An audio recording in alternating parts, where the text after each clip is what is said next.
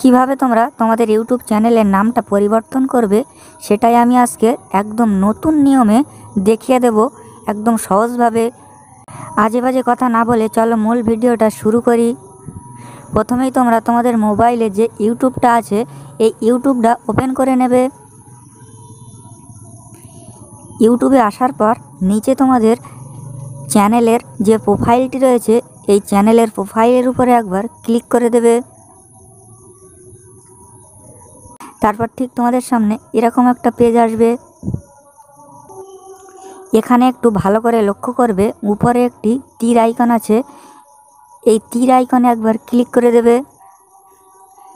তারপরে তোমাদের সামনে আবারও একটা এরকম পেজ আসবে। তারপরে এখানে একটি পেন্সিলের আইকন আছে, এই পেন্সিল আইকনে ক্লিক করে দেবে।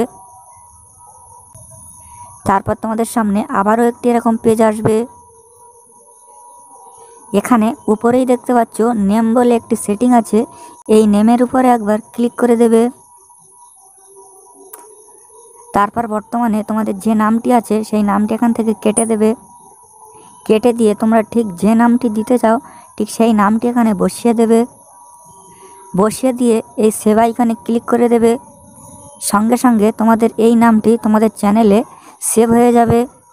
ভিডিওটা দেখে যদি একটু উপকারিতা হয় প্লিজ বন্ধুরা একটা সাবস্ক্রাইব করে দিয়ে সঙ্গে থাকবে।